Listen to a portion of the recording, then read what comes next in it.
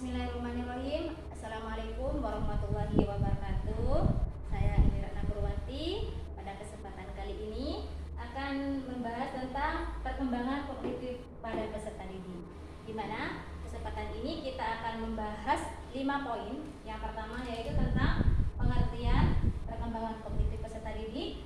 Yang kedua tentang karakteristiknya.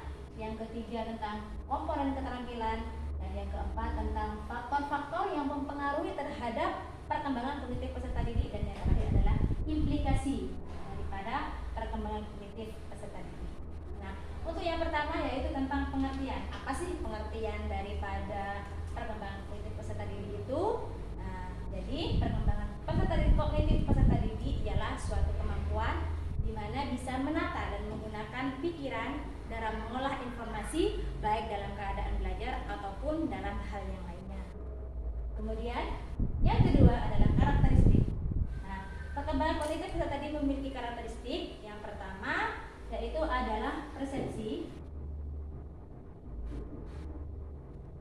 Apa sih persepsi itu? Persepsi adalah sebuah proses penggunaan pengetahuan yang sudah dimiliki oleh peserta didik untuk merangsang apa yang diterima oleh sistem panca indera. Kemudian yang kedua adalah memori. Memori ini adalah menyimpan semua informasi-informasi yang telah dimiliki oleh peserta didik. Dan yang ketiga adalah atensi atau perhatian.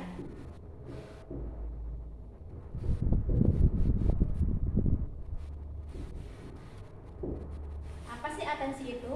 Atensi adalah menggambarkan terhadap fungsi, ya, perbedaan ataupun fungsi-fungsi daripada kognitif tersebut. Nah, untuk bahasan yang ketiga yaitu tentang komponen. Komponen keterampilan di sini yaitu ada 4 komponen. Yang pertama adalah metakognitif.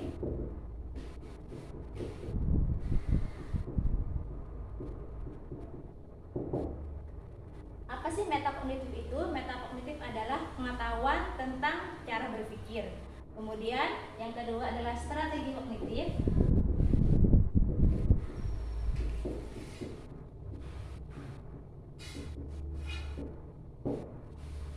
Strategi kognitif adalah suatu kemampuan internal untuk proses berpikir. Dan yang ketiga adalah gaya kognitif.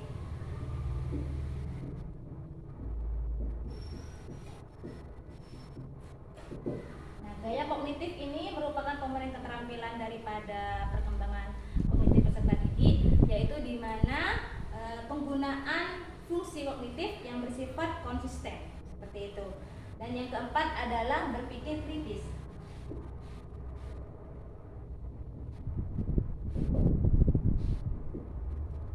Nah, di sini komponen keterampilan perkembangan kognitif peserta didik yang terakhir itu untuk komponennya adalah berpikir kritis. Jadi berpikir kritis itu adalah kemampuan di mana seorang peserta didik ataupun anak itu bisa berpikir secara logis, seperti itu. Nah, selanjutnya yaitu tentang faktor. Apa sih faktor-faktor yang mempengaruhi terhadap perkembangan kognitif peserta didik? Itu ada 2 faktor. Yang pertama adalah hereditas.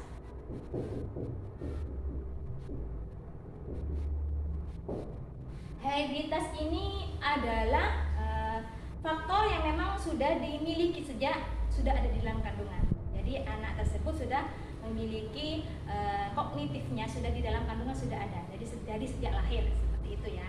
Dari sejak dalam kandungan lahir itu sudah ada. Kemudian faktor yang kedua adalah lingkungan. Yang mempengaruhi terhadap perkembangan kognitif peserta didik itu adalah lingkungan. Di mana lingkungan ini ada 2, ada kalanya lingkungan keluarga. Kemudian yang kedua adalah sekolah. Jadi ini sangat besar sekali pengaruhnya ya untuk mengembangkan kognitif peserta didik, terutama ketika di dalam keluarga. Karena apa? Karena kita sudah tahu bahwasanya terutama ibu. Nah, di sini di sebuah hadis dijelaskan bahwasanya al-ummu madrasatul ula.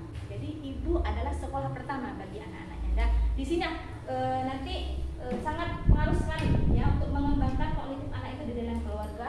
Kemudian nanti sekolahnya di mana itu perlu di dipertimbangkan juga sehingga bisa mempengaruhi kognitif kepada peserta didik.